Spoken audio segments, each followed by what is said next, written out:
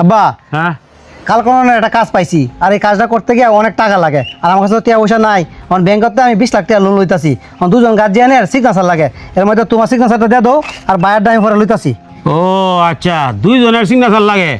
তোর ভাই তো বাড়িতে নাই, তোর ভাইয়েরটা কি বাড়িবি? ভাইয়ের সাথে ফোনে কত হয়েছে, ভাই হলে তুমি টেনশন করো না, ভাই আরে হসে তুমি এই একটা সিগনেচার দাও।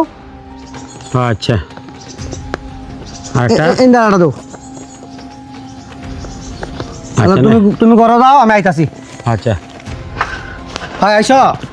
ইমার্জেন্সি কল দিছিলাম ভাই, আমি ব্যাংকের থেকে 20 লাখ টাকা লোন নিতেছি, দুজন গার্জিয়ানের সিগনেচার লাগে এর মধ্যে আব্বাটা লইছি, তোমার ডাবাই আছে, তোমারটা দেও। ও আচ্ছা, আব্বা কি সিগনেচার দিয়ালছে? হ্যাঁ ভাই দিয়ালছে। দে দে দে, কোনো কোনো লাগবো? এই যে ইন্দাটা দাও আর যে ইন্দাটা দাও। আচ্ছা দিদাসি। আরে দাঁড়াও, কি আনতাজি সিগনেচার করতেছো এখানে? তুমি পেপারটা দেখবা না, পড়বা না, তারপর সিগনেচার করো। হেই, তুমি এটা কি কইতেছো পাগলের মতো? আমি এই পেপারটা পড়বাম মানে? হ্যাঁ আমার আপন ভাই, হ্যাঁ একটা কাগজ দিছে, এটা আবার আমার পড়তে হবো না? পাগলের মতো আলাপ করো না, চুপ তো। আরে শোনো, তুমি বুঝতেছো না, তোমাকে কি আমি সিগনেচার করতে মানা করছি? আমি তো মানা করি নাই, আমি বলছি তুমি এই পেপারটা দেখো, পড়ো, তারপর সিগনেচার করো। সমস্যা কি বলো? এই ভাবি আপনি তো বিরাট ডিস্টার্ব করতেছেন, ভাই তুমি সিগনেচার করো। তুমি একটা কথা বুঝতেছো না কে? আব্বা যেহেতু সিগনেচার দিছে, আমি এনে সিগনেচার দিতে সমস্যাটা কি? হ্যাঁ আমার আবার পড়া লাগবো? শুনো, এরকম লজ্জার কথা আর বলবা না, বুঝছো? আমার আপন ভাই হ্যাঁ একটা কাগজ দিছে, এটা কইতেছো আমার পড়তে হবো, দেখতে হবো, তারপরে সিগনেচার দিতে হবো না? এই তুমি আগে শুনো নাই, ও যে আমাকে জরুরি ফোন দিছে, তাড়াতাড়ি এই কাগজটা সিগনেচার করার পরে অফিসে নিয়ে জমা দিতে হবো, আর তুমি এনে পেশাল পারতেছো। চুপ থাকো তুমি। তোমার ভাই আমার কি ভাই না? ঠিক আছে, তোমার কথাটা আমি মানলাম, কিন্তু এটা একটা নিয়ম আছে, ঠিক আছে? পেপার পড়ে তারপরে সিগনেচার দিতে হয়, কিন্তু এখানে ফ্যামিলিগত হিসাব, এখানে তো পেপার পড়ার কোনো কিছু নাই। আর যেখানে বাবা সিগনেচার করে দিয়েছে, এখানে পড়াটা কি আর? এই তুমি কি জানো না, কোনো কিছু সিগনেচার করার আগে এটা দেখতে হয়, পড়তে হয়, তারপর সিগনেচার করতে হয়। এই তুমি চুপ থাকো। এই দাঁড়াও, তুমি কি করতেছো? তোমাকে বারবার বলতেছি যে পেপারটা পড়ো, দেখো, তারপর সিগনেচার করো। তুমি আমার কথাই শুনতেছো না। দাও তো এটা দাও। এই ভাবি আপনি তো বিরাট ডিস্টার্ব করতেছেন। এই তুই কিন্তু এখন বেশি বাড়াবাড়ি করতেছস। আমি বলছি না আমি এখানে সিগনেচার করে দিয়াম? এই শুন, ওই লোক পরের ঘরের মেয়ে, ও যদি 100 বার না করে তারপরে কি আমি এখানে সিগনেচার করতে মানা করব? হ্যাঁ আমি একটা কেন, আমি 10টা সিগনেচার দিতে বাধ্য। আর বাবা যেখানে সিগনেচার করে দিছে, এরপরে আর কোনো কথা আছে? আচ্ছা আমি এই পেপারটা এখন একটু ভালো করে পড়বো, না পড়ে আমি এখানে আর সিগনেচার দিব না। ভাই তুমি সিগনেচার দাও, ফোরন লাগবে না। সিগনেচার দেবো মানে? তুই বারবার কোথায় খালি সিগনেচার দাও। ঠিক আছে মানলাম, তোর জরুরি এই কাগজটা জমা দিতে হবো, আমার তুই ফোনে বলছিলি, কিন্তু এই জন্য যে এরকমভাবে তুই তোর ভাবির গায়ে হাত দিবে, এটা তো আমি ভাবতে পারি নাই। আচ্ছা ঠিক আছে, এটা সমস্যা না, তবে আমি কাগজটা একটু ভালো করে পড়িয়া তারপরে সিগনেচারটা দিব।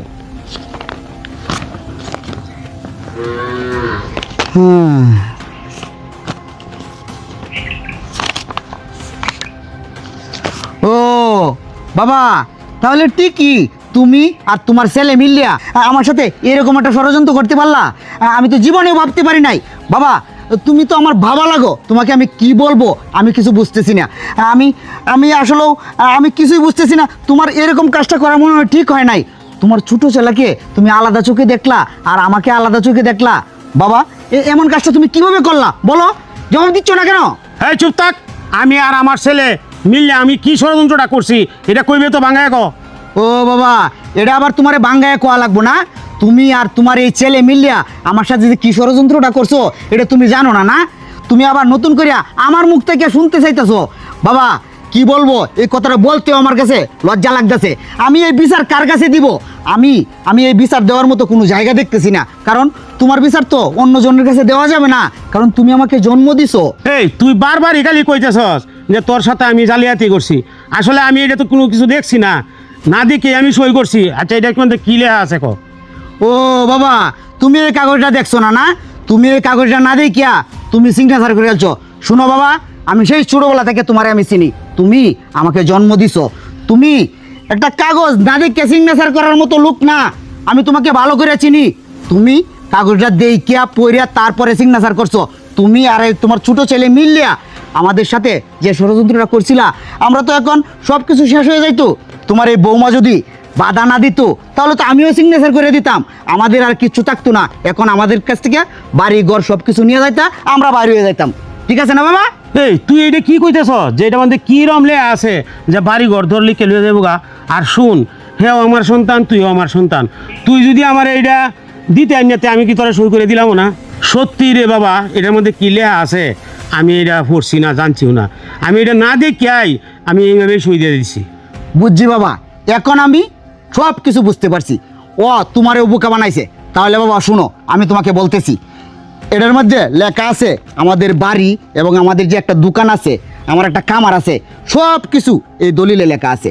এটা তোমার সিগনেচার লইছে। এখন যদি আমার খালি সিগনেচার লইল থাকতো, তাহলে বাড়ি জমি যা কিছু আছে সব কিছু তোমার এই ছোট ছেলের নামে হয়ে যাইতো। কি অত বড় সাহসের? এই তুই তানাত ফোন দে, এর আমি পুলিশে দিয়ে দিলাম। এই ফোন দে, তাড়াতাড়ি ফোন দে। এই দাঁড়াও, তুমি কি করতেছো? পুলিশ আসলে এবারে মান সম্মান চলে যাবে। আমি চাই না এবারে মান সম্মান চলে যাক। যা বিচার করার বাবা করবে।